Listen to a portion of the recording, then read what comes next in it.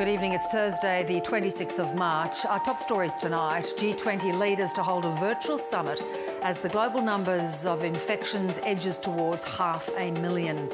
Australia's death toll has now risen to 13, with 3 deaths in Victoria and 1 in Western Australia. A shock guilty plea from the Australian man accused of murdering 51 people last year in Christchurch. And nature moves in to reclaim once busy streets as people across the globe shelter indoors. You're watching The World.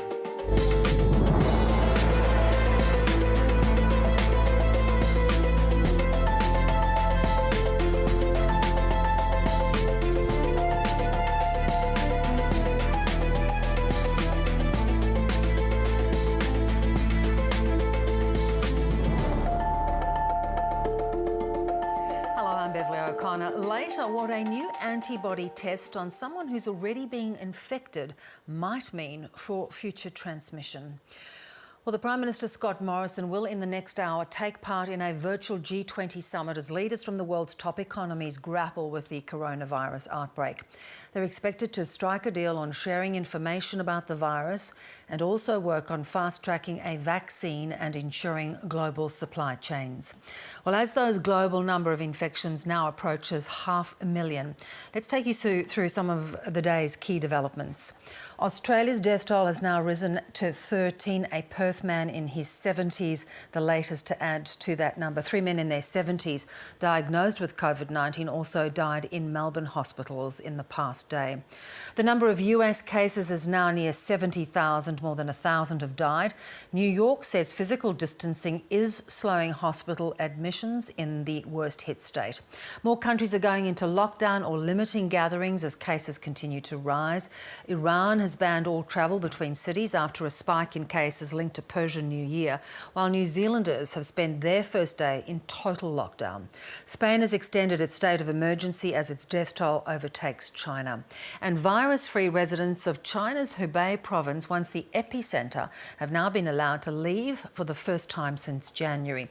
But the capital, Wuhan, remains on lockdown for another 2 weeks. First, it was, of course, cruise ship passengers. Now a debacle is unfolding over airline passengers at Sydney Airport. New mandatory health checks on arrivals has led to extraordinary scenes of hundreds of people breaching physical distancing rules. And New South Wales Health says it's not its problem. Here's Ashley Raper. They've made it home, but far from safely. At Sydney's International Airport this morning, arrivals squashed together. It's a worry, right? You're told to socially distance and then you have to queue up in this really long queue with a lot of people around you. Mitch Carden says he queued for 2 hours and after a mandatory health check was taken to hospital because he had a cough. He's made it home and is self-isolating. My first feelings were actually quite a lot of anger and disappointment that the government was forcing us into these long queues and felt crowded. But after I've gone through the process, I felt a little bit more reassured.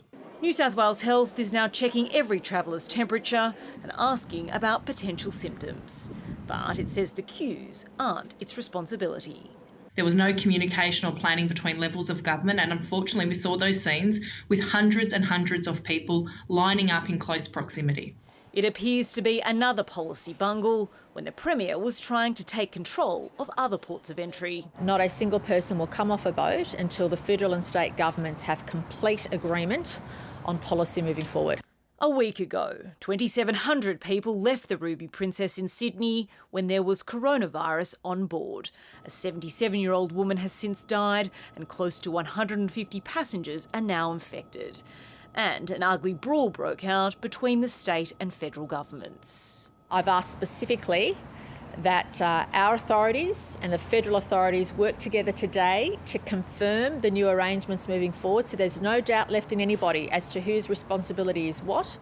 Until then, thousands of passengers are stranded, and it's a problem not just for those returning to Sydney. There are over 3,000 Australians on more than 30 cruise ships around the world at the moment. So it is a very large number, and they are scattered, as you might expect, to the 4 winds. Yesterday, a flight was chartered from Honolulu to recover almost 300 Australians from a cruise ship. They're now in a Sydney hotel under police guard for 2 weeks. Ashley Raper, ABC News, Sydney. Tens of thousands more Australians are out of a job tonight as the pandemic continues to wreak havoc on the economy. In a sign of how quickly the official advice is changing, some new restrictions announced earlier in the week were revised today before they could even be implemented. Jane Norman is in Canberra. Shutting up shop before they're shut down. The amount of anxiety to our staff is incredible. I've just never seen anything like it before. At a time when Australians are being told to keep apart, hair salons like Tony and Guy can't understand why they've been allowed to keep operating. Confusion that's only been compounded by new rules imposed on Tuesday. To restrict the amount of time a patron is in the premise to no more than 30 minutes. And withdrawn 36 hours later. The fact that they've now changed that and reversed that decision really makes no difference to us at all. So some salons are going their own way, others are hoping for an intervention. We need the government now to shut us down. Allowing Just Cuts to stand down their 2,500 staff. If people are worried about their access to a haircut, get real. Other sectors are also moving ahead of governments. Retail giant Premier Investments, owner of Just Jeans, Portmans and Peter Alexander, announced its stores would close, its 9,000 workers to be stood down from midnight. With each day comes more massive job cuts. After announcing 8,000 staff would be stood down, Virgin's boss dealt another blow. There's probably going to be more than 1,000 of those that we do make redundant. With the travel industry grounded, Flight Centre's also standing down workers, 4,000 of them. We've obviously been badly affected by the travel shutdown. The global catastrophe caused by COVID-19 is so great, some countries could collapse. To stop Australia being one of them, the Morrison government's working on another economic lifeline, measures that may support an effective freeze on the economy so that businesses can emerge from this crisis, resume and rehire without massive debts. But economic downturns can have dire social consequences, explaining why the government's determined to keep as many people working for as long as possible. More needs to be done harder and done earlier. We support stricter restrictions. This is about degrees. We've gone hard and fast. To say that we've gone light and slow would be completely inaccurate. Lives and livelihoods are in the balance. Jane Norman, ABC News, Canberra. Now, in some news, just in the Northern Territory's total has now risen from 8 to 12. The NT government says 4 Territorians and a Queensland woman returned positive tests for COVID-19 today. All had come home from overseas travel and are now under health supervision. The government says the Queensland woman's case will be recorded in that state's statistics. Malaysia's King and Queen are under quarantine after 7 palace officials tested positive. Despite testing negative for the virus, the royal couple has decided to quarantine themselves while the palace is deep cleaned. Malaysia has almost 1,800 cases, the highest amount in Southeast Asia. Meanwhile, Indonesia has confirmed 103 new cases, 20 more deaths, while there are 71 new infections and another 7 deaths in the Philippines. In Vietnam, gatherings of more than 20 people will be banned for the next 2 weeks, and major urban areas have been encouraged to temporarily shut down non-essential services. Tokyo's governor has warned there's a high risk the coronavirus could spread widely after the city saw a spike in cases. She's asked the capital's 14 million residents to stay at home and continue working remotely, which has led to a last-minute sprint to the shops. More than 45 new cases of COVID-19 were reported overnight, bringing the total to 250. Across the country, there are more than 1,300 confirmed cases, as well as 712 from a cruise ship that was docked near Tokyo. A new task force has been set up to tackle a further spike, but a state of emergency has yet to be declared. Across Europe, the death toll is still accelerating. In Italy, the number of dead is approaching 8,000 after it recorded another 683 today. In Spain, where the Deputy Prime Minister has tested positive, the total number of deaths has now eclipsed China, rising tonight to more than 4,000. In the United States, a congressional agreement over a $2 trillion stimulus package has hit a snag. Some Republicans want to scrap an amendment over payments to laid-off workers, saying the money would encourage unemployment. In China's Hebei province, the epicentre of the outbreak, 2 months of draconian restrictions now appear to have worked, and the lockdown for tens of millions is easing. Here is our correspondent Bill Birtles in Beijing. Millions of people in Hubei province are on the move again. I've never felt so happy before. I feel so happy that this virus didn't affect my family much. I'm so desperate to go back home now, to see all of them. Trains and buses are rolling out of major cities across the province, and millions of people who have been certified as virus-free are finally able to leave. The reopening of the city is good for people's lives here. The lockdown has to end at some point. They can't lock this place down for a long time. The worst-hit city, Wuhan, still has to wait 2 more weeks because the outbreak isn't over. Another 6 people died there today. A doctor contracted the virus this week, and reports of up to a dozen new asymptomatic cases each day are casting doubt on official claims that new infections are down to 0. China's state propaganda is depicting a heroic victory over the virus, but Wuhan resident Peng Jing isn't celebrating. Her father-in-law died, her husband is still recovering at home, and they're both worried they won't be able to return to their jobs because of stigma. When we returned to our residential compound, we were discriminated against by neighbours. I'm now worried if we go back to work, our colleagues might be afraid that our family hasn't recovered and might use excuses to fire us. China's leaders are desperate to get the nation back to work, and some experts worry they're rushing. The majority of the population there are still susceptible to this virus. So, another epidemic can occur. They could see a second wave. So they do need to be very vigilant. Away from Wuhan, coronavirus numbers are rising again here as thousands of Chinese fly back from outbreak zones abroad. The government is pulling out all the stops to test them and quarantine them upon arrival. But with the outbreak still simmering in Wuhan, authorities are now facing a battle on 2 fronts. Bill Birtles, ABC News, Beijing. And of course, analysts have been questioning many of those figures coming out of China. The Sydney Morning Herald's international and political editor Peter Harcher agrees the latest figures should be taken with a grain of salt. The starting point problem with any of the data coming out of China, of course, is that the information is basically untrustworthy because it's all processed according to the propaganda needs of the party rather than the epidemiological needs of the scientific community or the health needs of the global community. The second thing is, because China was the site of the original outbreak and the forerunner in this epidemic, it can be a really useful signpost for the rest of the world, seeing how the course of this epidemic progresses and the economic consequences. So if it is in fact going to work, that China, as is promising, expects to have everything pretty much up and running roughly 4 months from the beginning, from day 1 of the crisis, and that works, then that's a pretty interesting, useful forerunner for everybody else. And it also gives some certainty about the sort of tactics needed to produce that and the economic lags in both going into recession and coming out. So all of that will be very useful. One of the critical things that everybody will be looking for, of course, will be whether there's a second wave of outbreaks as things start to return to normal in China. It was interesting to watch how the World Health Organization was slow to, in a sense, hold China accountable at the start of the outbreak. Is there a lesson for us all about the global dependency on China and the reluctance to sometimes to look at what their potential reaction means for the rest of the world?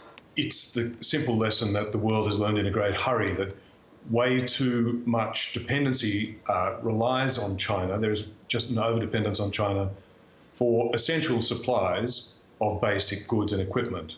And we've seen this in 100 different ways. Some supply chains have already been reconstructed to work around China, but future ones are going to have to be constructed to solve this problem.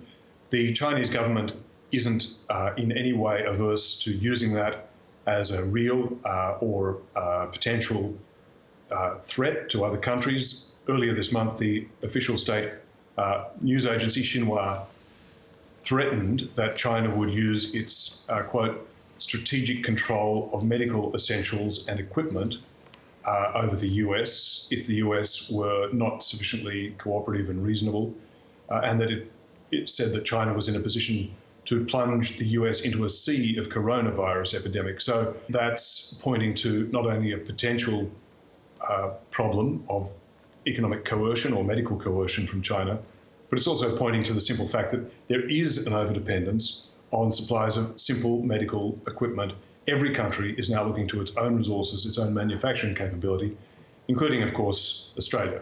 And, of course, many of us are still scratching our heads by the panic buying and what happened around the country, but your Sydney Morning Herald colleague really has written about some of it actually emanating out of China. What we learned from Kate McClomon's piece in the Herald this morning was that a very large Chinese property development company, Greenland Group, had its staff in offices around the world, including its offices in Australia, spending all their time not developing or selling property, but packaging up Panadol, face masks, protective equipment for the medical fraternity, and shipping it as rapidly to China as possible in bulk. Now, at the time, that was perfectly understandable. China was deep in the crisis, and the rest of the world wasn't. But it now seems to have been the origin point of some of the bulk buying, bulk selling and shipping offshore of vital medical equipment that has now, of course, become at a premium and with a premier price put on it for supply here in Australia. Peter, when we look at this kind of sensitive leadership, if I can use that terminology, both in China and also we're seeing it from Donald Trump, when we look at Jacinda Ardern as an example in New Zealand, is her response and the way she's tackled it feasible for countries like Australia?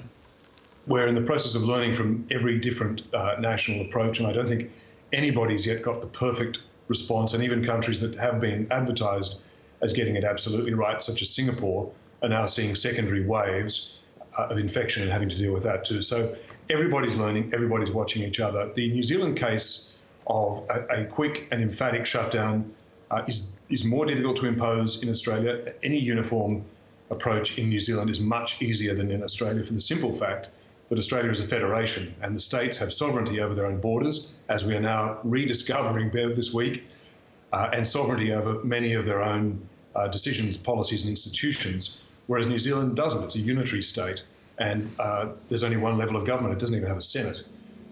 So it's a very simple decision to make in New Zealand.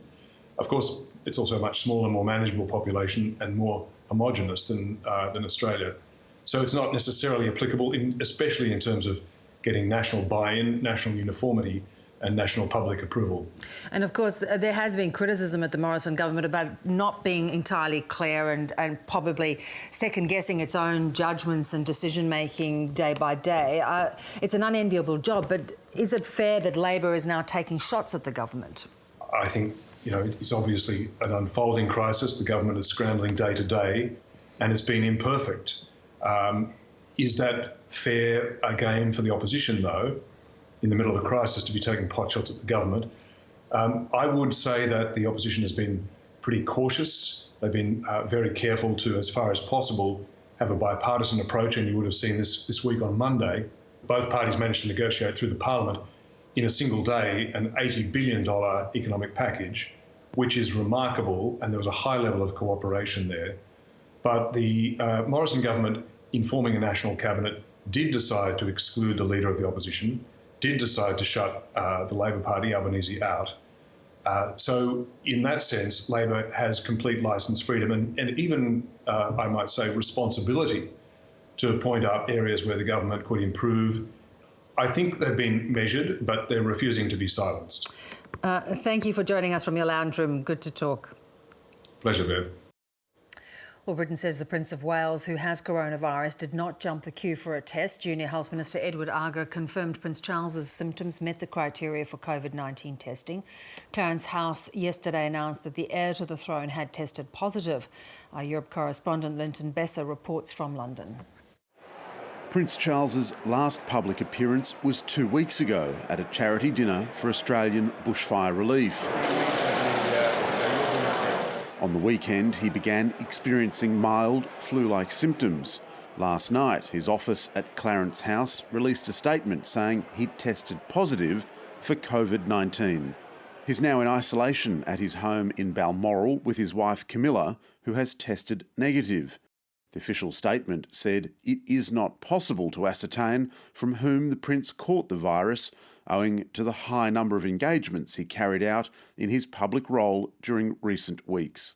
Prince Charles was last with his mother on the 12th of March, the same day as the bushfire benefit. Buckingham Palace said the Queen is in good health. This positive diagnosis will come as a shock to many in Britain, but it's the clearest demonstration yet that this virus shows no deference to rank or privilege. And it's a sharp reminder to the millions who live in this country to do their bit and simply stay at home. There are plenty more reminders around the country. A London convention centre being converted into an emergency field hospital. I'm here at Exal, central London. Even workers on the project stunned by the scale of preparations. This hall is 1 kilometre long. More evidence is emerging that the young can also be killed by this disease. One of the latest victims, 21-year-old Chloe Middleton. She had no underlying health problems. And this 5-year-old boy, now recovering, but his mother said he was gravely ill. I thought he was going to die. I thought I was going to lose my child. Now the rest of Britain waits to see how hard it will be hit and if its preparations are enough to cope. Linton Besser, ABC News, London. Home testing kits that indicate whether someone has been infected by coronavirus may soon be rolled out across the UK. The National Infection Service at Public Health England says it has developed a simple finger prick test that could be available in chemists and online retailers like Amazon. But the British government says the testing process could significantly delay their rollout. Let's get more on this developing story, and I'm joined by Dr. Alexander Edwards, an Associate Professor in Biomedical Technology at the University of Reading. Lovely to talk to you, Alexander. For those of us who don't understand the science of all of this, take us through what these tests are actually going to tell us. Yeah, so the tests that we're using at the moment are lab-based tests, and they detect the virus through the amplification of RNA, which is the genome in the centre. So if you swipe out the inside of the cheek or the throat of a patient, the virus is there and the virus can be detected. The problem is that when you resolve the infection, so when you get better, that's a brilliant thing for the patient, but the virus goes away and you can no longer detect the virus in that patient. What you can do, though, is you can look later on for the antibodies that our bodies form to fight the virus, and you can detect those in blood serum. And in fact, these rapid testing, I even have an example here, they look like this, little plastic devices can be used to roll it out outside a laboratory. So it's a very useful tool to find out more about who has been infected in the past. So is it about trying to find the numbers, or what does that mean for us if people have had it and now have built up some form of immunity? So yeah, it is difficult, and I think we have to use these tools very carefully. One thing to bear in mind is that the priority for using these tests is to put them where they're most needed. And initially, the most important thing is to find out about healthcare workers, whether they have been infected, because they may be self-isolating unnecessarily if they haven't been contacted by the virus, but they want to be safe, they want to be at no risk of passing the infection onto their patients. So we'll see use in, first of all, in healthcare workers. The second thing, as you mentioned, is it's really important to be able to track the virus. So it's not so much for the individual to benefit, but it's for the whole population, because what we're seeing is outbreaks are little clusters where we have one area of intense infection, and we need to be able to spot these clusters as early as possible so that we can deploy the right response in those areas. Now, you've got a little test there that you just showed us. I mean, that's quite speedily come to market per se. It's not obviously on the market just yet. How critical is it that it is an accurate test? Yeah, so this is a test for a different viral infection called dengue fever, something that I've worked on in my group. The testing of these rapid tests is incredibly important because, of course, I think we all know that a bad test or an inaccurate test is actually much worse than no test. So it is laborious. There's just been some papers published very, very recently showing that there are antibody responses, as we would expect, to this virus, but we also see big variation from one patient to another, again, as you would expect, in the antibody level. So I think we need to be patient. We need to make sure that we really fully qualify these tests, so that we know what they tell us as quickly as we can, and then we can make use of them. All right, again, take me through whether these antibodies that are developed in people that have had it and now are immune are in any way helpful to finding a treatment. I think that's a good question. I think that we will learn a lot more about, for example, the variation in severity. Some people get very severe disease, some people get less severe disease. Some of that will lie in the antibody responses, undoubtedly. And I think the other thing is that we will find these antibody-based tests absolutely critical for the evaluation of vaccines, because the only way you can find out whether a vaccine is working is to measure things like antibody responses. So these tests are incredibly valuable. They're the sort of next major sort of technological tool that we have to get on top of this virus. And from historically, when you've developed antibodies like this, does this make you immune? And what does that mean for allowing people back into the community like that with some sort of security in the knowledge that they won't get it again? Yeah, no, I mean, again, this is the classic scientist's answer, is we don't know yet. We would be very surprised if once you'd cleared this infection, you weren't protected for that infection for a long time afterwards. It would be unusual and unexpected, but until we know that with certainty, we have to be a little bit cautious. Having said that, people worry because, for example, influenza, you can get influenza multiple times, but we don't think this COVID-19 virus mutates as rapidly as influenza. So we're not expecting to see repeated infections, again and again. We're expecting that once you have these antibody responses, you will be safe. But of course, we need to keep doing this incredibly fast and intense research that's going on all around the world and sharing that information.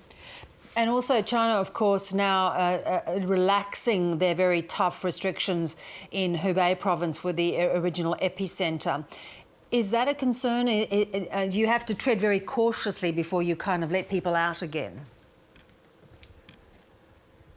I think that's actually, it's an incredibly important thing to monitor, because I think we can all learn about, how to make sure that we can get back to normality whenever possible, but without risking additional outbreaks. So what we need to learn is what are the things which are the flashpoints, the causes of very rapid transmission.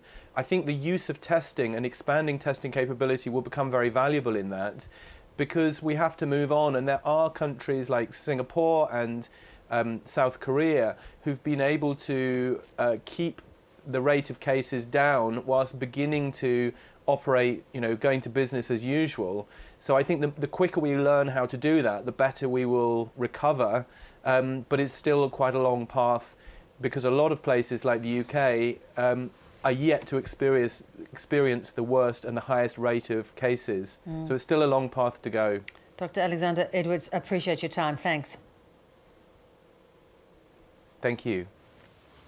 Well, with fewer people outside, nature is taking the opportunity to take back once busy streets. From Asia to South America, animals are venturing further into cities than ever before. Here's Andrea Nierhoff. They're noisy and don't really understand the concept of personal space, and these flamingos are getting the VIP treatment. Given the rare opportunity to take a private tour of the Texas State Aquarium after it closed due to coronavirus.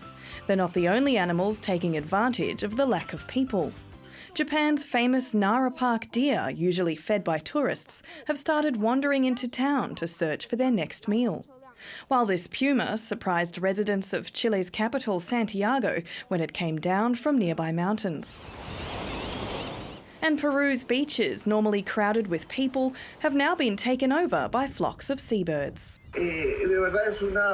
It's really a good thing within all the worrying and the situation that's happening right now. Of all the impacts of the pandemic, one of the few positive impacts is giving nature a break. Although some animals are enjoying their newfound freedom, these monkeys in Thailand, accustomed to getting snacks from people, brawled in the street over a cup of yogurt. With so much wildlife appearing in urban areas, people are finding it difficult to look away. This is like The Bachelorette, but with turkeys. And their fascination has inspired thousands to tune into live streams from zoos around the world. So we started the Facebook Live so that all of you could still connect with the animals even if you can't leave your house. It's not just the animal world that's benefiting from less human activity. Data showing bluer skies and cleaner air in previously heavily polluted areas. So in the main cities affected by these lockdown measures, we can see a reduction on the concentrations of this pollutant. And while parks and public spaces remain off limits to people, animals will have free rein. Andrea Neerhoff, ABC News.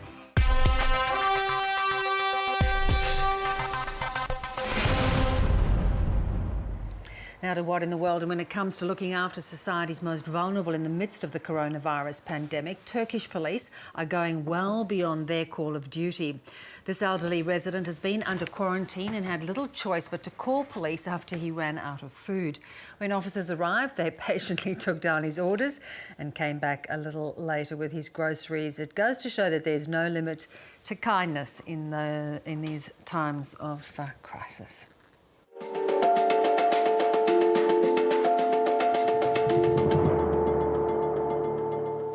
You're watching The World. Our top stories tonight. G20 leaders are set to hold a virtual summit to discuss the global response to the coronavirus pandemic. Issues including contact tracing, treatment programs and international supply chains are expected to be on the agenda. A surge in cases of COVID-19 in Tokyo has led to the city's governor warning it could spread further and encouraging people to work from home. And cases near 70,000 in the US as New York begins to show early signs of the disease's spread slowing. Well, the Australian man charged over the terror attacks on 2 Christchurch mosques a year ago has surprised everyone today by changing his plea to guilty. Brenton Tarrant's about-face means dozens of bereaved families will now be spared the ordeal of a lengthy and painful trial. Here's Barbara Miller. The almost empty courtroom belied the significance of the moment. The names of the 51 people killed and 40 the shooter attempted to kill were read out one by one. Mohammed Omar Farouk. To all 91 charges, this plea. Yes, guilty. Brenton Tarrant, originally from Grafton in New South Wales, also pleaded guilty to one charge of engaging in a terrorist act in relation to the attacks on 2 mosques just over a year ago. I let out a massive sigh of relief.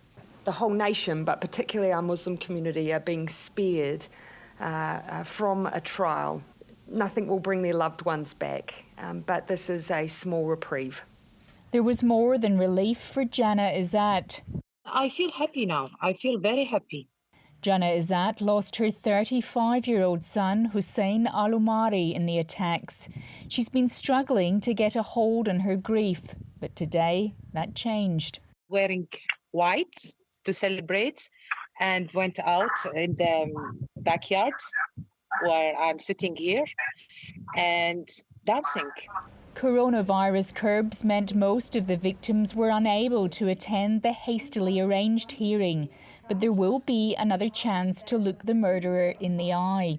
There is no intention to sentence the defendant before the court returns to its normal operation, and at a time when victims and their families can attend court in person.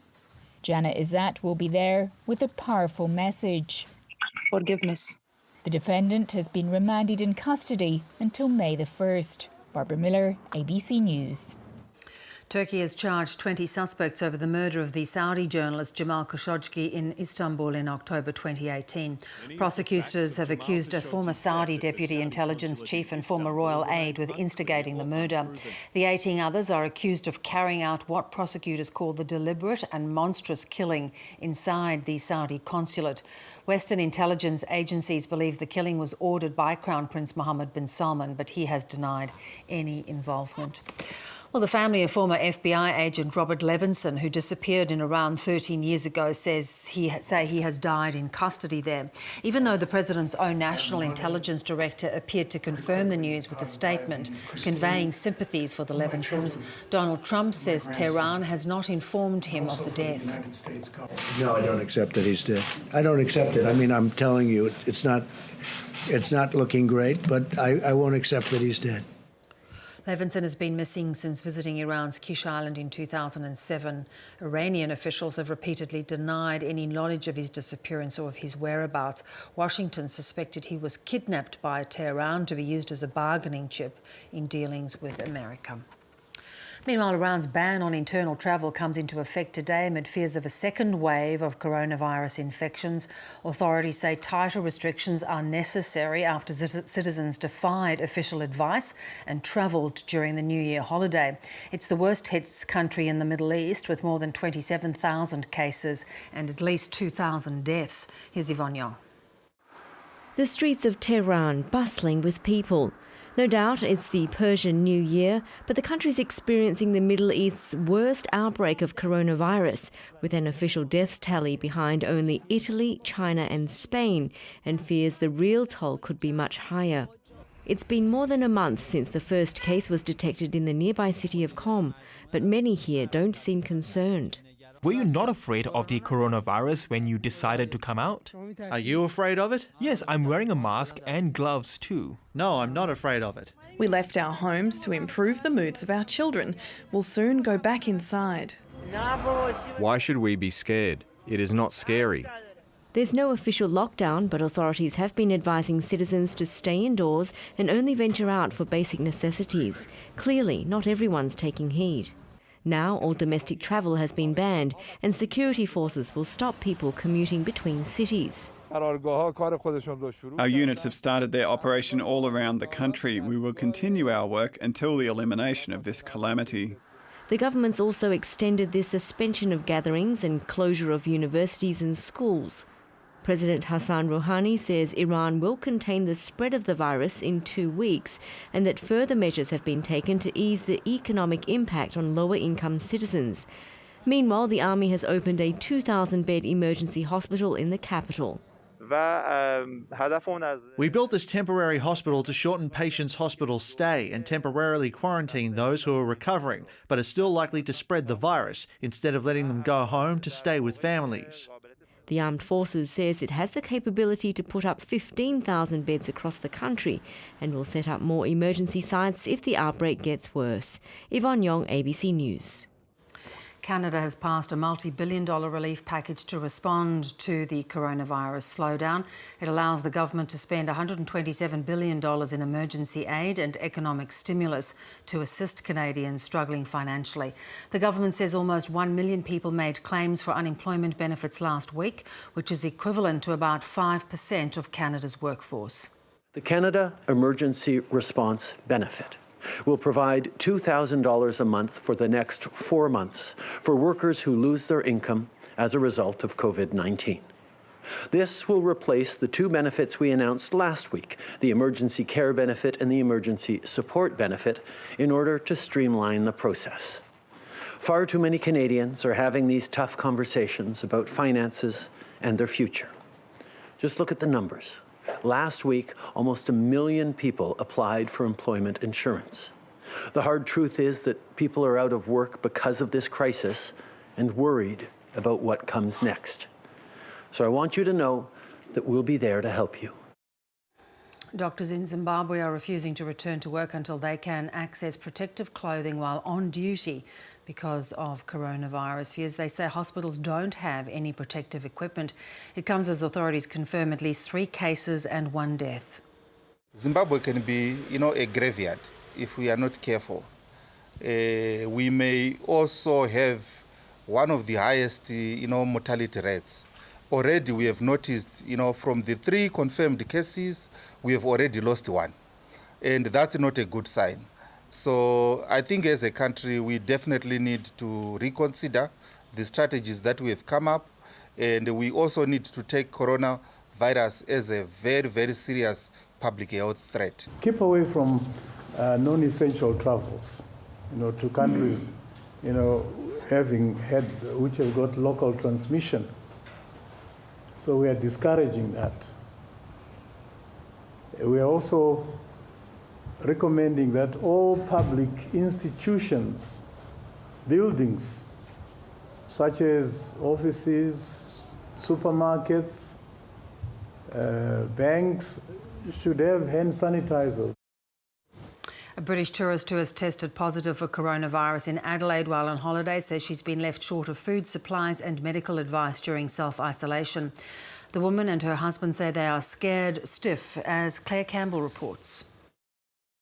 It was meant to be the holiday of a lifetime for Tina and Steve Dixon, a trip around Europe, Southeast Asia, New Zealand and Australia. In September I lost my dad, and then in December my brother had a fatal heart attack, a younger brother, and it was a relief. Let's get away and celebrate our lives. So, we took what money we had and 3 months overseas. The British couple travelled on the Celebrity Solstice cruise ship, disembarking in Sydney Harbour 6 days ago. They were advised to take their flight to Adelaide and then isolate. On Wednesday, Tina tested positive to COVID-19, while Steve has been cleared for now. How surprised are you by that being the advice? The captain on the ship was so jolly and said, there's no virus on here, it's absolutely fine, we're all having a great holiday. Stuck in isolation in an Airbnb in Adelaide, a city where they know no one, the Dixons say authorities have left them high and dry. They can't register with supermarkets for grocery delivery, and 24 hours after testing positive to COVID-19, Tina is still waiting for advice from health authorities. The couple asked the ABC to deliver a phone with an Australian SIM card so they could make contact. We're scared stiff, we don't know what to do. If anything happens, where to go.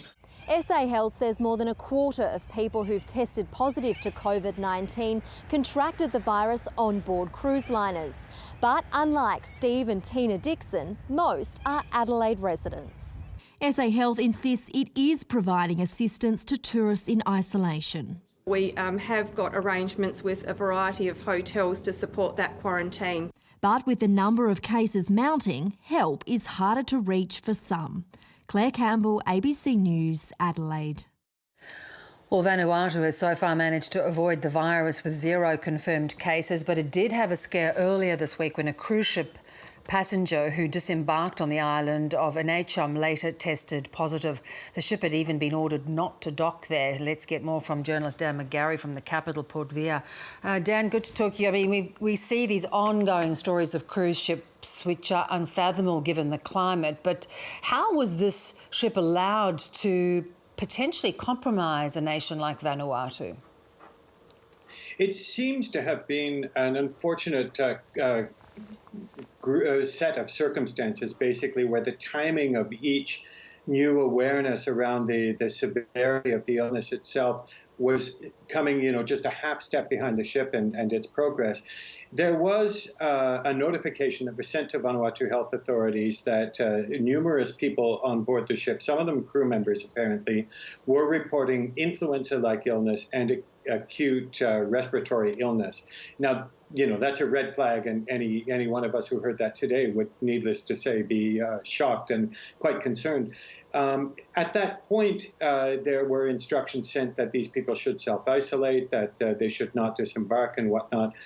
In the course of all of this, what happened was that one of the passengers who later tested positive for COVID-19 did, in fact, disembark on the first day that the ship was in Vanuatu waters.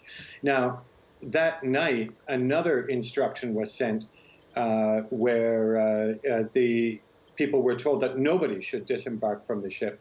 And sad to say, this person had already been on the island for about 2 hours earlier that day. And the thing I think that's most troubling is that it's very, very difficult to see how this came about, how the decision to allow the ship at all came about. Days later, they blocked the very same ship from arriving here in the capital, in Port Vila. And second of all, all passengers were asked to present themselves if they were feeling ill in any way, and this apparently didn't happen. Either the person was not feeling any symptoms, or they decided to hide them, and that's quite concerning as well, as you can imagine. Indeed. Now, how have authorities responded in terms of how they are trying to manage that, and also, of course, how a country that size and potentially vulnerable copes? That's another matter of real concern. As near as I can tell, the first formal confirmation from the cruise line that a passenger had in fact disembarked, who later tested positive, came about on the 25th.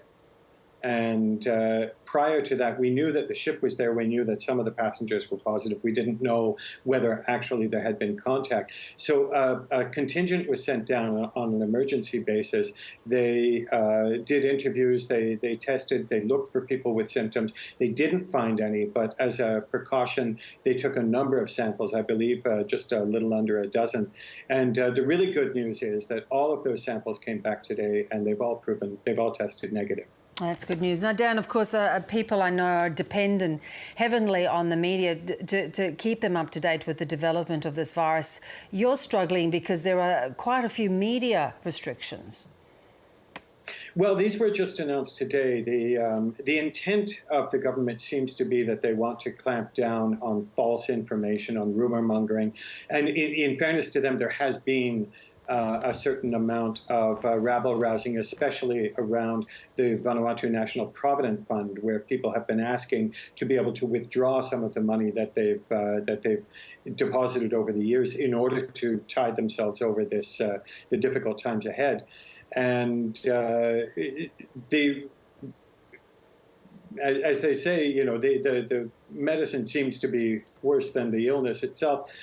What they've done is they've said that any media outlet publishing any story relating to COVID-19 is required to seek approval from the National Disaster Management Office, and they are to work in coordination with the WHO.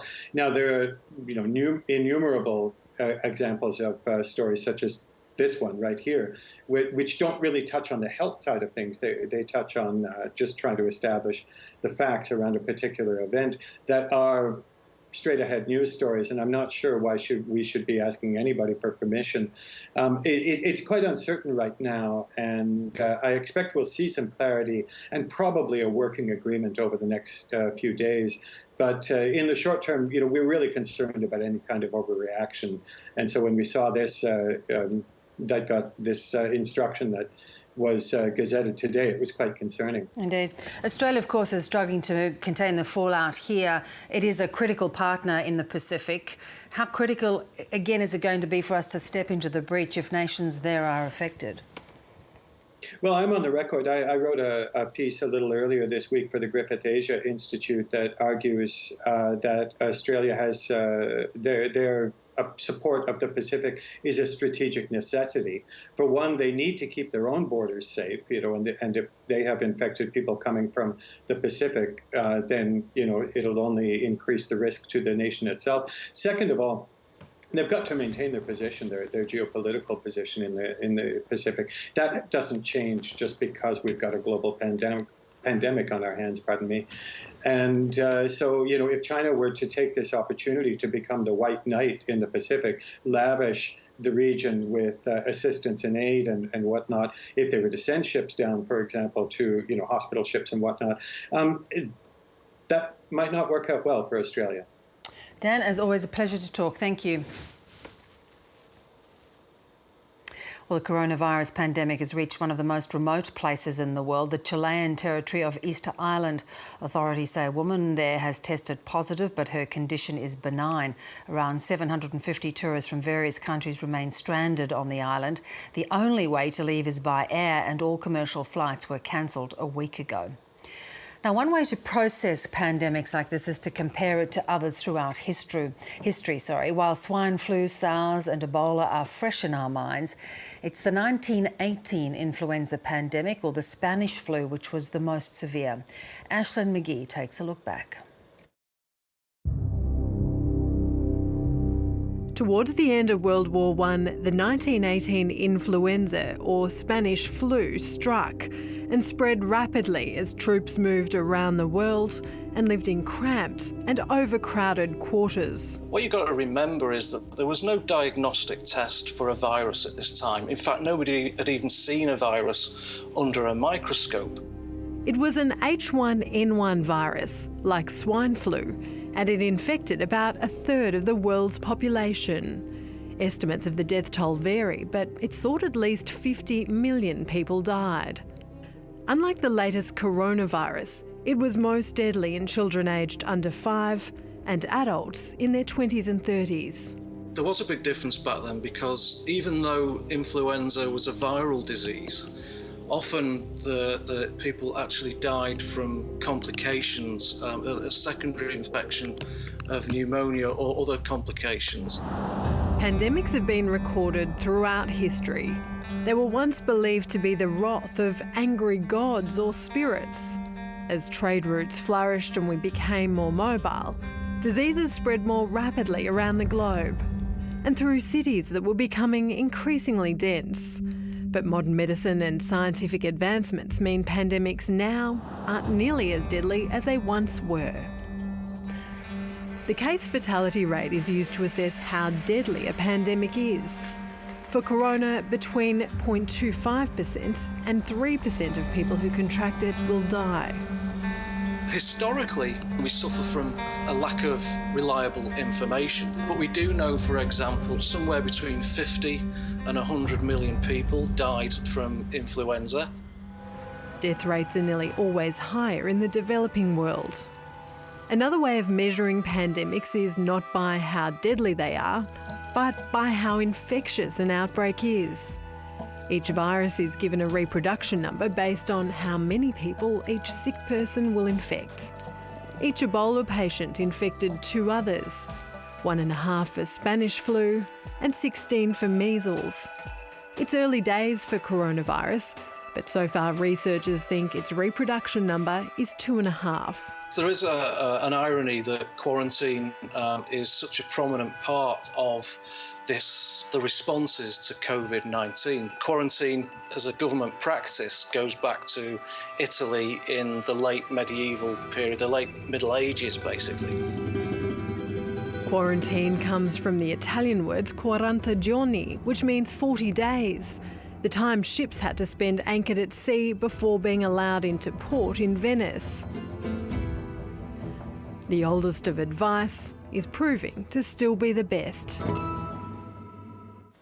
Well, it's a tough time for many, as we know, including airline staff who are now out of work. Yesterday, Virgin announced it was further reducing its domestic capacity by 90% and temporarily standing down 8,000 of its 10,000 staff. On her final trip for now, flight attendant Cassie Appleton gave a heartwarming message to passengers and crew.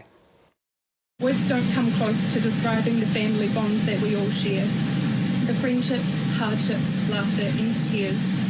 You've all contributed to enriching my time here, and I count myself extremely lucky to have had the pleasure of working alongside you all. It's remarkable how we've all banded together during this chaos, and I'm so proud of how you continue to hold the heads high. Remember that tough times don't last, tough people do. We're all in this together. So much from the bottom of our hearts. We truly hope to see you in the sky again soon. Let's get the weather with Lara Himes. The trough activity over the Queensland and New South Wales border is persisting, and that will trigger a few showers over the northern coastal region of New South Wales and also Queensland. The dominant high pressure systems, though, will leave the rest of the country clear. Around the nation and in Queensland, chance of showers and storms over parts of the southern and central interior. Likely to see some falls, though, along the east coast and also some possible storms for the tropics. Fine conditions elsewhere. In New South Wales, Wales, a few showers and a possible storm around the northern coast. Chance of a shower along northern inland parts, dry and partly cloudy elsewhere. In Victoria, patchy morning fog in Gippsland, otherwise dry and mostly sunny. Warmer temperatures for the rest of the state. In Tasmania, some light showers about the north, fine conditions elsewhere. Northeasterly winds are expected and those temperatures will be fairly consistent. In South Australia, fine apart from the slight chance of showers. This will be developing around the far southern coast later in the day. Warm to hot conditions forecast and shifting winds in the west. In Western Australia, showers southwest of a line from Lancelin to Kojonup to Esperance. Some light falls are expected, but there is a chance of a storm along the Kimberley coast. And in the Territory, a high chance of showers and storms over the Arnhem coast. Chance of showers for the Tiwi Islands and Carpentaria district, mostly fine elsewhere. Now, before we go, let's recap our top stories. A virtual meeting of G20 leaders will be held as global coronavirus cases edge towards 500,000. Scott Morrison is expected to urge officials to keep global supply chains open for vital medical supplies. Tokyo sets up a task force as the city's governor warns as they risk the coronavirus could spread widely. And New York says physical distancing is slowing hospital admissions in the worst hit US state. The number of cases there now is nearly 70,000. And that's your World Update for tonight. If you'd like to see more world news and interviews, take a look at the ABC's YouTube channel. There'll be more news after the break. I'm Bev O'Connor. Good night.